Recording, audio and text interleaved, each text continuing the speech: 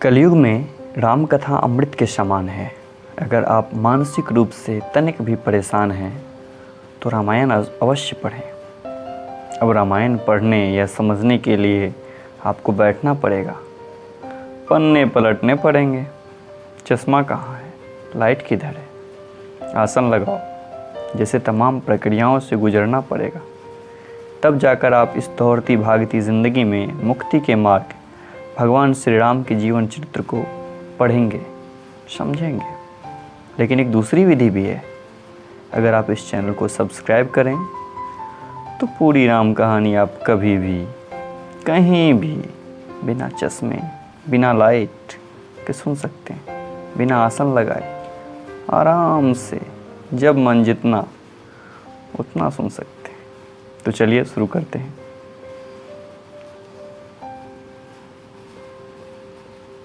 महादेव बाबा विश्वनाथ की जय, माँ पार्वती की जय, सीता रामचंद्र की जय, पवनसुत हनुमान जी की जय। पिछले भाग में आपने सुना कि भरत जी निषाद राज के साथ प्रयागराज आ गए हैं। यहाँ महर्षि भारद्वाज से वार्तालाप के उपरांत आगे निकलने की तैयारी करते हैं। अब आगे। प्रातःकाल भरत जी ने तीर्थराज में स्नान किया और समाज सहित मुनि को सिर नवाकर, ऋषि की आज्ञा और आशीर्वाद को सिर चढ़ाकर दंडवत करके बहुत विनती की। तदंतर रास्ते की पहचान रखने वाले लोगों के साथ सब लोगों को लिए हुए भरत जी चित्रकूट में चित्त लगाए चले। भरत जी राम सखा और गुह के हाथ में हाथ दिए ऐसे जा रहे मानो साक्षात प्रेम और शरीर धारण किए हुए हो। ना तो उनके पैरों में जूते हैं और न सिर पर छाया है। उनका प्रेम, नियम, व्रत और धर्म निष्कपट सच्चा है। वे सखा निषाद राज से लक्ष्मण जी, श्री रामचंद्र जी और सीता जी के रास्तों की बात पूछते हैं और वह कोमल वाणी से कहता है श्री रामचंद्र जी के ठहरने की जगहों और वृक्षों को देखकर उनके हृदय में प्रेम रोके नहीं रुकता। भरत जी की यह दशा देखकर देवता फूल बरसाने लगे, पृथ्वी कोमल हो गई और मार्ग मंगल का मूल बन गया। बादल छाया किए जा रहे हैं, सुख देने वाली सुंदर हवा बह रही है। भरत जी के जाते समय मार्ग जैसे सुखदायक हुआ, वैसा श्री रामचंद्र जी को भी नहीं हुआ था। रास्ते में असंख्य जड़ चेतन जीव थे। उनमें से जिनको प्रभु श्री रामचंद्र जी ने देखा अथवा जिन्होंने प्रभु श्री रामचंद्र जी को देखा, वे सब उसी समय परम पद के अधिकारी हो गए। परंतु अब भरत जी के दर्शन ने तो उनका भव जन्म मरण रूपी रोग ही मिटा दिया। श्री रामचंद्र जी के दर्शन से तो वे परम पद के अधिकारी हुए थे, परंतु भरत जी के दर्शन से उन्हें अब परम पद प्राप्त हो गया। भरत जी के लिए यह कोई बड़ी बात नहीं है। जिन्हें श्री राम जी स्वयं अपने मन में स्मरण करते रहते हैं, जगत में जो भी मनुष्य एक बार राम कह लेते हैं, वे भी तारने वाले हो जाते हैं। फिर भरत जी तो श्री रामचंद्र जी के प्यारे तथा उनके छोटे भाई ठहरे, तब भला उनके लिए मार्ग मंगलदायक कैसे ना हो।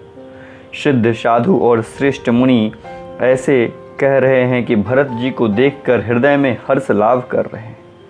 भरत जी के प्रभाव को देखकर देवराज इंद्र को सोच हो गया कि कहीं इनके प्रेमवश श्री राम जी लौट न जाए और हमारा बना बनाया काम बिगड़ न जाए। संसार भले के लिए भला और बुरे के लिए बुरा है। उसने गुरु बृहस्पति जी से कहा कि हे प्रभु, वही उपाय कीजिए जिससे श्री रामचंद्र जी और भरत जी की भेंट ही ना हो। श्री रामचंद्र जी संकोची और प्रेम के वश हैं और भरत जी प्रेम के सुंदर हैं। बनी बनाई बात बिगड़ना चाहती है, इसलिए कुछ छल ढूंढ कर इसका उपाय कीजिए। इंद्र के वचन सुनते ही देवगुरु बृहस्पति जी मुस्कुराए। उन्होंने हजार नेत्रों वाले इंद्र को नेत्रों से रहित मूर्ख समझा। कहा कि हे देवराज, माया के स्वामी श्री रामचंद्र जी के सेवक के साथ कोई माया करता है तो वह उलटकर अपने ही ऊपर आ पड़ती है। उस समय तो श्री रामचंद्र जी का रुख जानकर कुछ किया था, परंतु इस समय कुचाल करने से हानि ही होगी। हे देवराज, श्री रघुनाथ जी का स्वभाव सुनो। वे अपने प्रति किए हुए अपराध से कभी रुष्ट नहीं होते, पर जो कोई उनके भक्त का अपराध करता है वह श्री राम की क्रोधाग्नि में जल जाता है।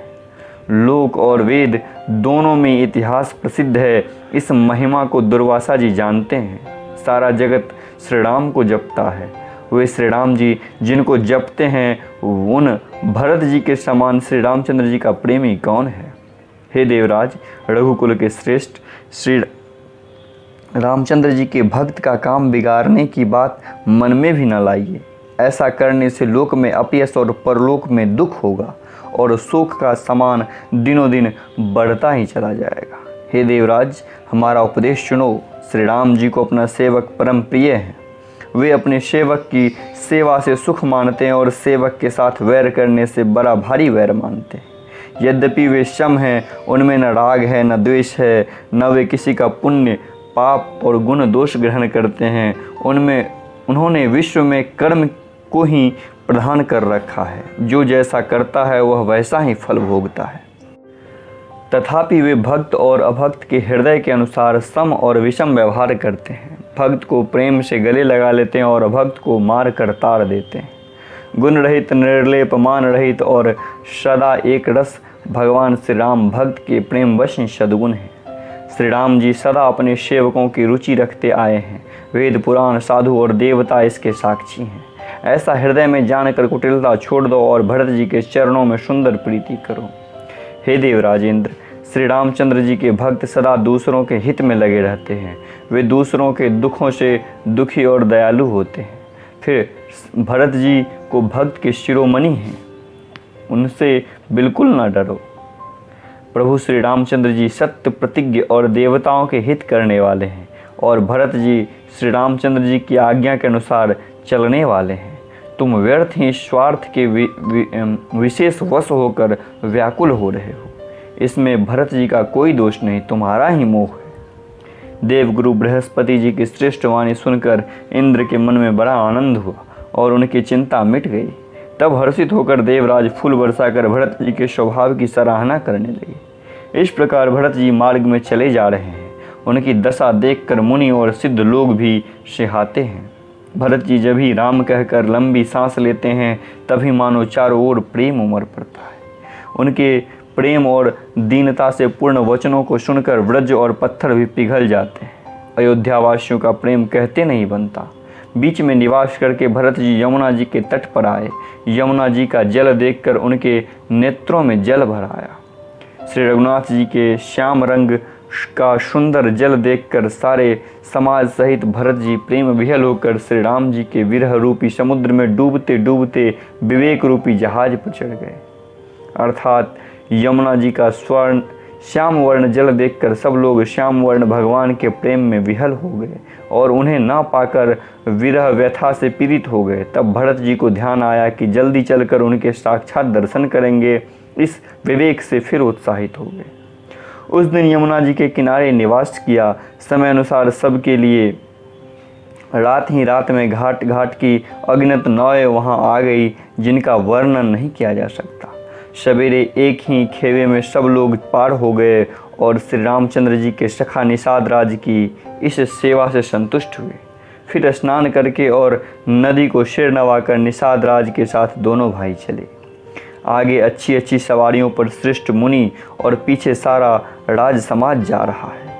उसके पीछे दोनों भाई बहुत सादे भूषण वस्त्र और वेश से पैदल चल रहे हैं। सेवक, मित्र और मंत्री के पुत्र उनके साथ हैं। लक्ष्मण, सीता जी और श्री रघुनाथ जी का स्मरण करते जा रहे हैं। जहाँ जहाँ श्री राम जी ने निवास और विश्राम किया वहाँ वहाँ प्रेम सहित प्रणाम कर रहे हैं।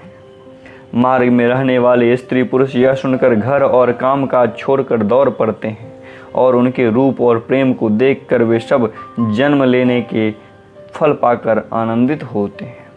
गांव की स्त्रियां एक दूसरे से प्रेम पूर्वक कहती है, सखी ये राम लक्ष्मण हैं कि नहीं? हैं सखी, इनकी अवस्था, शरीर और रंग रूप तो वही हैं। शील स्नेह उन्हीं के सदृश हैं और चाल भी उन्हीं के समान है। परंतु हे सखी, इनका ना तो वह वेश वलकल वस्त्रधारी मुनिवेश है, न सीता जी ही संग में है और इनके आगे चतुरंगिनी सेना चल रही है। फिर इनके मुख प्रसन्न नहीं है, इनके मन में खेद है। हे सखी, इसी भेद के कारण संदेह होता है। उसका तर्क अन्य स्त्रियों के मन में भाया। सब कहती हैं कि इसके समान सयानी कोई नहीं है। उसकी सराहना करके और तेरी वाणी सत्य है, इस प्रकार उसका सम्मान करके दूसरी स्त्री मीठे वचन बोली। श्री रामचंद्र जी के राज तिलक का आनंद जिस प्रकार से भंग हुआ था, वह सब कथा प्रसंग प्रेम पूर्वक कहकर फिर वह भागवती स्त्री श्री भरत जी के शील स्नेह और स्वभाव की सराहना करने लगी। वह बोली, देखो ये भरत जी पिता के दिए हुए राज्य को त्याग कर पैदल चलते हैं और फलाहार करते हुए श्री राम जी को मनाने के लिए जा रहे हैं। इनके समान आज कौन है? भरत जी का भाईपना भक्ति और इनके आचरण कहने और सुनने से दुख और दोषों को हरने वाले हैं। हे सखी, उनके संबंध में जो कुछ कहा जाए वह थोड़ा है। श्री रामचंद्र जी के भाई ऐसे क्यों न हो।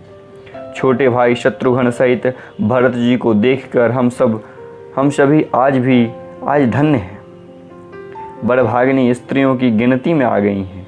इस प्रकार भरत जी के गुण सुनकर और उनकी दशा देखकर स्त्रियां पछताती है और कहती है, यह पुत्र केकई जैसी माता के योग्य नहीं है। वह कहती है, इसमें रानी का भी दोष नहीं है। यह सब विधाता ने किया है जो हमारे अनुकूल है। कहाँ तो हम लोग और वेद दोनों की विधि के हीन, कुल और करतूत दोनों से मलिन तुच्छ स्त्रियां जो बुरे देश जंगल प्रांत और बुरे गांव में बसती हैं और नीच स्त्रियां हैं, और कहाँ ये महान पुण्यों को परिणाम स्वरूप इनका दर्शन ऐसा ही आनंद और आश्चर्य गांव गांव में हो रहा है, मानो मातृभूमि में कल्प वृक्ष उगाया हो। भरत जी का स्वरूप देखते ही रास्ते में रहने वाले लोगों के भाग्य खुल गए, मानो देव योग से सिंघल द्वीप के बसने वाले को तीर्थराज प्रयाग सुलभ हो गया। इस प्रकार अपने गुणों सहित श्री रामचंद्र जी के गुणों की कथा सुनते और श्री रघुनाथ जी को स्मरण करते हुए भरत जी चले आ रहे हैं। वे तीर्थ देखकर स्नान और मुनियों के आश्रम तथा देवताओं के मंदिर देखकर प्रणाम करते रहे और मन ही मन यह वरदान मांगते हैं कि श्री सीता राम जी के चरण कमलों में प्रेम हो। मार्ग में भील कोल आदि वनवासी तथा वानप्रस्थ ब्रह्मचारी सन्यासी और विरक्त मिलते हैं। उनमें से जिस तिस से प्रणाम करते पूछते हैं कि लक्ष्मण जी, श्री राम जी और जानकी जी किस वन में हैं। वे प्रभु के सब समाचार कहते हैं और भरत जी को देखकर जन्म का फल पाते हैं। जो लोग कहते हैं कि हमने उनकी कुशलता पूर्वक देखा है, उनको ये श्री राम लक्ष्मण के समान ही प्यारे मानते हैं। इस प्रकार सबसे सुंदर वाणी से पूछते और श्री रामचंद्र जी के वनवास की कहानी सुनते जाते हैं। उस दिन वहीं ठहर कर दूसरे दिन प्रातः काल ही श्री रघुनाथ जी का स्मरण करके चले। साथ के सब लोगों को भी भरत जी के समान ही श्री राम जी के दर्शन की लालसा है। सबके मंगल सूचक शकुन हो रहे हैं।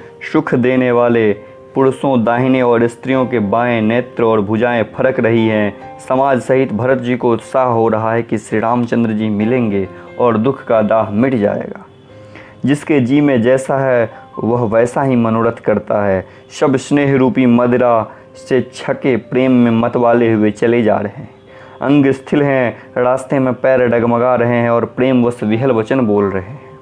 राम सखा निषाद राज ने उसी समय स्वाभाविक ही सुहावना पर्वत शिरोमणि कामदगिरी दिखलाई दिया, जिसके निकट ही पयस्विनी नदी के तट पर सीता जी समेत दोनों भाई निवास करते हैं। सब लोग उस पर्वत को देखकर जानकी जीवन श्री रामचंद्र जी की जय हो ऐसा कहकर दंडवत प्रणाम करते हैं।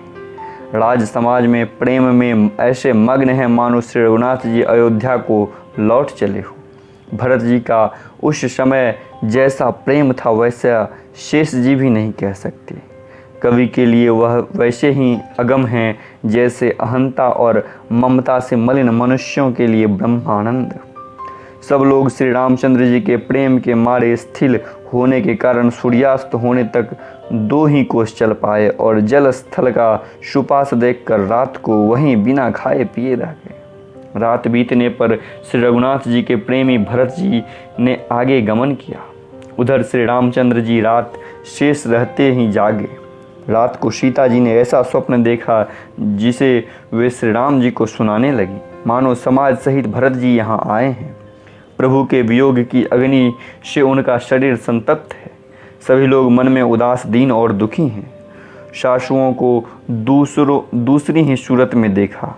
सीता जी का स्वप्न सुनकर श्री रामचंद्र जी के नेत्र में जल भर आया और सबको सोच से छुड़ा देने वाले प्रभु स्वयं सोच के वश हो गए और बोले, लक्ष्मण, यह स्वप्न अच्छा नहीं है, कोई भीषण कुसमाचार, बहुत ही बुरी खबर सुनावेगा। ऐसा कहकर उन्होंने भाइयों सहित स्नान किया और त्रिपुरारी महादेव जी का पूजन करके साधुओं का सम्मान किया। देवताओं का सम्मान, पूजन और मुनियों की वंदना करके श्री रामचंद्र जी बैठ गए और उत्तर दिशा की ओर देखने लगे। आकाश में धूल छा रही है, बहुत से पक्षी और पशु व्याकुल होकर भागे हुए प्रभु के आश्रम को आ रहे हैं। तुलसीदास जी कहते हैं कि प्रभु श्री रामचंद्र जी यह देखकर उठे और सोचने लगे कि क्या कारण है। वे चित्त में आश्चर्ययुक्त हो गए हैं। उसी समय कुल भीलों ने आकर समाचार कहे। तुलसीदास जी कहते हैं कि सुंदर मंगल वचन सुनते ही श्री राम जी के मन में बड़ा आनंद हुआ। शरीर में पुलकावली छा गई और शरद ऋतु के कमल के समान नेत्र प्रेमाश्रु भर गए। सीतापति श्री रामचंद्र जी पुनः सोच के वश हो गए कि भरत के आने का क्या कारण है। फिर एक ने आकर ऐसा कहा कि उनके साथ में बड़ी भारी चतुरंगिनी सेना भी है। यह सुनकर श्री रामचंद्र जी को अत्यंत सोच हुआ। इधर तो पिता के वचन और उधर भाई के भरत जी का संकोच। भरत जी के स्वभाव को मन में समझकर तो प्रभु श्री रामचंद्र जी चित्त को ठहराने के लिए कोई स्थान ही नहीं पाते हैं। तब यह जानकर समाधान हो गया कि भरत साधु और सयाने हैं और मेरे कहने में आज्ञाकारी हैं। लक्ष्मण जी ने देखा प्रभु श्री रामचंद्र जी के हृदय में चिंता है, तो वे समय के अनुसार अपना नीति युक्त विचार कहने लगे कि हे स्वामी, आपके बिना ही पूछे मैं कुछ कहता हूँ। सेवक समय पर ढिठाई करने से ढीठ नहीं समझा जाता, अर्थात आप पूछे तब मैं कहूँ ऐसा अवसर नहीं है, इसलिए मेरा कहना ढिठाई नहीं होगा। हे स्वामी, आप सर्वज्ञों में शिरोमणि हैं, सब जानते हैं। मैं सेवक तो अपनी समझ की बात कहता हूँ। हे नाथ, आप परम सुहृदय, बिना ही कारण परम हित करने वाले, सरल हृदय तथा शील और स्नेह के भंडार हैं। आपका सभी पर प्रेम और विश्वास है और अपने हृदय में सबको अपने ही समान जानते हैं। परंतु मूढ़ विषयी जीव प्रभुता पाकर मोहवश अपने असली स्वरूप को प्रकट कर देते हैं। भरत नीतिपरायण, साधु और चतुर है तथा प्रभु के चरणों में उनका प्रेम है, इस बात को सारा जगत जानता है। वे भरत भी आज श्री राम जी का पद सिंहासन अधिकार पाकर धर्म की मर्यादा को मिटाकर चले हैं। कुटिल खोटे भाई भरत कुसमय देखकर और यह जानकर कि श्री राम जी वनवास में अकेले हैं, अपने मन में बुरा विचार करके समाज जोड़कर राज्यों को निष्कंटक करने के लिए यहाँ आए हैं। करोड़ों प्रकार की कुटिलताएं रचकर सेना बटोर कर दोनों भाई आए हैं। यदि इनके हृदय में कपट और कुचाल न होती तो रथ, घोड़े और हाथियों की कतार ऐसे समय किसे सुहाती। परंतु भरत को ही व्यर्थ कौन दोष दे। राजपद पा जाने पर सारा जगत ही पागल हो जाता है। चंद्रमा गुरु पत्नी गामी हुआ, राजा नहुष ब्राह्मणों की पालकी पर चढ़ा और राजा वेन के समान नीच तो कोई नहीं हुआ, जो लोक और वेद दोनों से विमुख हो गया। सहस्त्रबाहु देवराज इंद्र और त्रिशंकु आदि किसको राजमद ने कलंक नहीं दिया। भरत ने यह उपाय उचित ही किया है, क्योंकि शत्रु और ऋण को कभी जड़ा भी शेष नहीं रखना चाहिए। शत्रु और ऋण को कभी जड़ा भी शेष नहीं रखना चाहिए। हाँ, भरत ने एक बात अच्छी नहीं की, जो राम जी आपको असहाय जानकर उनका निरादर किया। पर आज संग्राम में श्री राम जी का क्रोधपूर्ण मुख देखकर यह बात भी उसकी समझ में विशेष रूप से आ जाएगी, अर्थात इस निरादर का फल भी वो अच्छी तरह पा जाएंगे। इतना कहते ही लक्ष्मण जी नीति रस भूल गए और युद्ध स्वरूपी वृक्ष पुलकावली के बहाने से फूल उठा, अर्थात नीति की बात कहते कहते उनके शरीर में वीर रस छा गया। वे प्रभु श्री रामचंद्र जी के चरणों की वंदना करके चरण रज को सिर पर रखकर सच्चा और स्वाभाविक बल कहते हुए बोले कि हे नाथ, मेरा कहना अनुचित न मानिएगा। भरत ने हमें कम नहीं प्रचारा है, हमारे साथ कम छेड़छाड़ नहीं की है। आखिर कहाँ तक सहा जाए और मन मारे रहा जाए। जब स्वामी हमारे साथ हैं और धनुष हमारे हाथ में है। क्षत्रिय जाति रघुकुल में जन्म और फिर मैं श्री राम जी का अनुगामी सेवक हूँ, यह जगत जानता है। धूल के समान नीच कौन है, परंतु वह भी लात मारने पर सिर ही चढ़ती है। यो कहकर लक्ष्मण जी ने उठकर हाथ जोड़कर आज्ञा मानी, मानो वीर सोते से जाग उठा हो। सिर पर जटा बांधकर कमर में तरकस कस और धनुष को सज कर तथा बाण को हाथ में लेकर कहा, आज मैं श्री राम का सेवक होने के यश लूँ और भरत को संग्राम में शिक्षा दूँ। श्री रामचंद्र जी का निरादर फल पाकर दोनों भाई रणसैया पर सोवें। अच्छा हुआ जो सारा समाज आकर एकत्र हो गया। आज मैं पिछला सब क्रोध प्रकट करूंगा। जैसे सिंह हाथियों के झुंड को कुचल डालता है और बाज जैसे लेवे को लपेट में ले लेता है, वैसे ही भरत को सेना समेत और छोटे भाई सहित तिरस्कार करके मैदान में पछाड़ूंगा। यदि शंकर जी भी आकर उनकी सहायता करे तो भी मुझे राम जी की सौगंध है, मैं उन्हें युद्ध में मार डालूंगा, छोड़ूंगा नहीं। लक्ष्मण जी को अत्यंत क्रोध से तमतमाया हुआ देखकर और उनकी प्रामाणिक सौगंध सुनकर सब लोग भयभीत हो जाते हैं और लोकपाल घबरा कर भागना चाहते हैं। सारा जगत भय में डूब गया। तब लक्ष्मण जी के अपार बाहुबल की प्रशंसा करते हुए आकाशवाणी हुई, हे तात, तुम्हारे प्रताप और प्रभाव को कौन कह सकता है और कौन जान सकता है, परंतु कोई भी काम हो उसे अनुचित उचित खूब समझ बूझ कर किया जाए तो वो सब कोई अच्छा कहते हैं। वेद और विद्वान कहते हैं कि जो बिना विचारे जल्दी में किसी काम को करके पीछे पछताते हैं वे बुद्धिमान नहीं हैं। देववाणी सुनकर लक्ष्मण जी सकुचा गए। श्री रामचंद्र जी और सीता जी उनका आदर के साथ सम्मान किया। हे तात, तुमने बड़ी सुंदर नीति कही। हे भाई, राज्य का मद सबसे कठिन है। जिन्होंने साधुओं की सभा का सेवन सत्संग नहीं किया वे ही राजा राजमद रूपी मदिरा के आचमन करते हैं, मतवाले हो जाते हैं। हे लक्ष्मण सुनो, भरत सरीखा उत्तम पुरुष ब्रह्मा की सृष्टि में ना तो कहीं सुना है और न देखा गया है। अयोध्या के राज्य की तो बात ही क्या, ब्रह्मा विष्णु महादेव का पद पाकर भी भरत को राज्य का मद नहीं होने का। क्या कभी कांजी की बूंद से क्षीर समुद्र नष्ट हो सकता है? अंधकार चाहे तरुण मध्याह्न के सूर्य को निगल जाए, आकाश चाहे बादलों को समाकर मिल जाए, गांव के खुर इतने जल में अगस्त जी डूब जाए और पृथ्वी चाहे अपनी स्वाभाविक क्षमा को छोड़ दे, मच्छर की फूंक से चाहे सुमेरु उड़ जाए, परंतु हे भाई, भरत को राजमद कभी नहीं हो सकता। हे लक्ष्मण, मैं तुम्हारी शपथ और पिताजी की सौगंध खाकर कहता हूँ, भरत के समान पवित्र और उत्तम भाई संसार में नहीं है। हे तात, गुण रूपी दूध और अवगुण रूपी जल को मिलाकर विधाता इस दृश्य प्रपंच को रचता है, परंतु भरत ने सूर्य वंश रूपी तालाब में हंस रूपी जन्म लेकर गुण और दोष का विभाग कर दिया है, दोनों अलग अलग कर दिया है। गुण रूपी दूध को ग्रहण कर और अवगुण रूपी जल को त्याग कर भरत ने अपने यश से जगत में उजियाला कर दिया है। भरत जी के गुणशील और स्वभाव को कहते कहते श्री रघुनाथ जी प्रेम समुद्र में मग्न हो गए।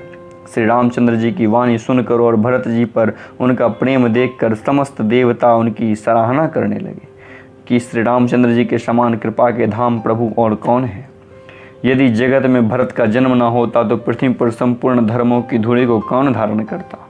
हे रघुनाथ जी, कवि कुल के लिए आगम अपनी कल्पना से अतीत भरत जी के गुणों की कथा आपके सिवा और कौन जान सकता है। लक्ष्मण जी, श्री रामचंद्र जी और सीता जी ने देवताओं की वाणी सुनकर अत्यंत सुख पाया जो वर्णन नहीं किया जा सकता। यहाँ भरत जी ने सारे समाज के साथ पवित्र मंदाकिनी में स्नान किया, फिर सबको नदी के समीप ठहरा कर तथा माता, गुरु और मंत्री की आज्ञा पाकर निषाद राज और शत्रुघ्न को साथ लेकर भरत जी वहाँ चले जहाँ श्री रामचंद्र जी और रघुनाथ जी थे। भरत जी अपनी माता केकई की करने को समझकर याद करके सकुचाते हैं और मन में करोड़ों कुतर्क करते हैं। सोचते हैं कि श्री राम, लक्ष्मण और सीता जी मेरा नाम सुनकर स्थान छोड़कर कहीं दूसरी जगह उठ कर न चले जाए। मुझे माता के मत में मानकर वे जो कुछ भी करे सो थोड़ा है, पर वे अपनी ओर समझकर अपने विरध और संबंध को देखकर मेरे पापों और अवगुणों को क्षमा करके मेरा आदर ही करेंगे। चाहे मलिन मन जानकर मुझे त्याग दे, चाहे अपना सेवक मानकर मेरा सम्मान करे, मेरे तो श्री रामचंद्र जी के जूतियाँ ही शरण हैं। श्री रामचंद्र जी तो अच्छे स्वामी हैं, दोस्त तो सब दास का ही है। जगत में यश के पात्र तो चातक और मछली ही हैं, जो अपने नेम और प्रेम में सदा नया बनाते रखने में निपुण है। ऐसा मन में सोचते हुए भरत जी मार्ग में चले जाते हैं। उनके सब अंग संकोच और प्रेम से स्थिर हो रहे हैं। माता की हुई बुराई मानो उन्हें लौटाती है, पर धीरज के धुरी को धारण करने वाले भरत जी भक्ति के बल से चले जाते हैं। जब रघुनाथ जी के स्वामी भाव को समझते हैं, तब मार्ग में उनके पैर जल्दी जल्दी पड़ने लगते हैं। उस समय भरत जी की दशा कैसी है, जैसे जल के प्रवाह में जल के भौरों की गति होती है। भरत जी का सोच और प्रेम देखकर उस समय निषाद विदेह हो गया, देह की सुध बुध भूल गया, मंगल शकुन होने लगे। उन्हें सुनकर और विचार कर निषाद कहने लगा, सोच मिटेगा, हर्ष होगा और फिर अंत में दुख होगा। भरत जी सेवक गुह्य के सब वचन सत्य जाने और आश्रम के समीप जा पहुँचे। वहाँ के वन और पर्वत के समूह को देखा तो भरत जी इतने आनंदित हुए कि मानो भूखा अच्छा अन्न पा गया हो। जैसे इति के भय से दुखी हुई और तीनों आध्यात्मिक, अधिदैविक और अधिभौतिक तापों तथा कुग्रहों और महिमारियों से पीड़ित प्रजा किसी उत्तम देश और उत्तम राज्य में जाकर सुखी हो जाए, भरत जी की गति ठीक उसी प्रकार की हो रही है।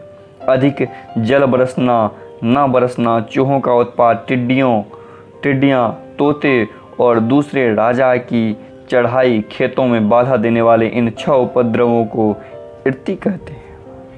श्री रामचंद्र जी के निवास से वन की संपत्ति ऐसी सुशोभित है, मानो अच्छे राजा को पाकर प्रजा सुखी हो,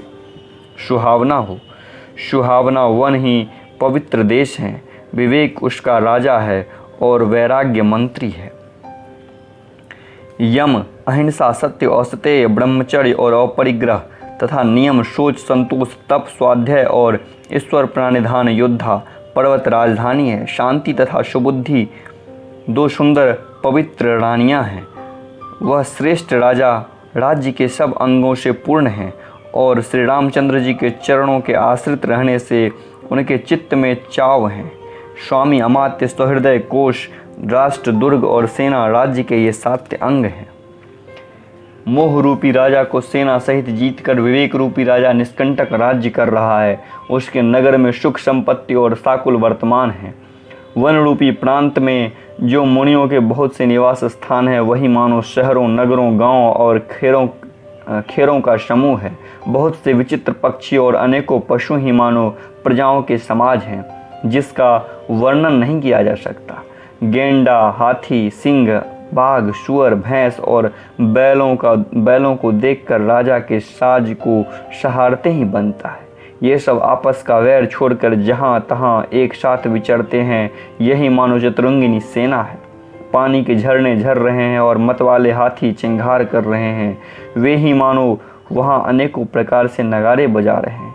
चकवा, चकोर, पपीहा, तोता और कोयलों की समूह और सुंदर हंस प्रसन्न मन से कूज रहे हैं। भौरों के समूह गुंजार कर रहे हैं और मोर नाच रहे हैं।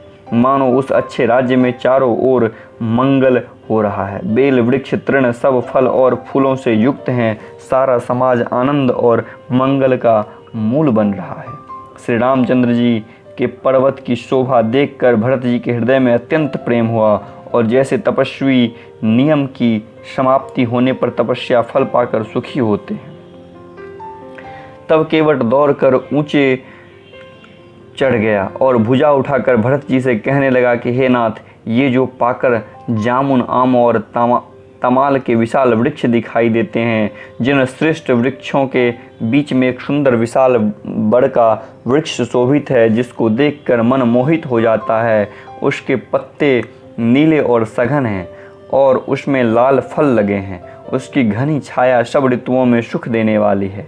मानो ब्रह्मा जी ने परम शोभा को एकत्र कर अंधकार और लालिमामयी राशि की रच दी है। हे गुसाई, ये वृक्ष नदी के समीप हैं। जहाँ श्री रामचंद्र जी की पर्णकुटी छाई है, वहाँ तुलसीदास जी के बहुत से सुंदर वृक्ष शोभित हैं, जो कहीं कहीं सीता जी ने और कहीं लक्ष्मण जी ने लगाए हैं। इसी बर की छाया में सीता जी ने अपने कर कमल में सुंदर वेदी बनाई है, जहाँ सुजान श्री सीताराम जी मुनियों के वृंद समेत बैठकर नित्य शास्त्र, वेद और पुराण के सब कथा इतिहास सुनते हैं। सखा के वचन सुनकर और वृक्षों को देखकर भरत जी के नेत्रों में जल उमड़ आया। दोनों भाई प्रणाम करते हुए चले। उनके प्रेम का वर्णन करने में सरस्वती जी भी सकुचाती हैं। श्री रामचंद्र जी के चरण चिन्ह को देखकर दोनों भाई ऐसे हर्षित होते हैं मानो दरिद्र पारस पा गया हो। वहाँ की रज को मस्तक पर रखकर हृदय में और नेत्र में लगाते हैं और श्री रघुनाथ जी के मिलने के समान सुख पाते हैं। भरत जी की अत्यंत अनिवार्चनीय दशा देखकर वन के पशु पक्षी और जड़ जीव प्रेम से मग्न हो गए। प्रेम के विशेष वश होने से सखा निषाद राज को भी रास्ता भूल गया।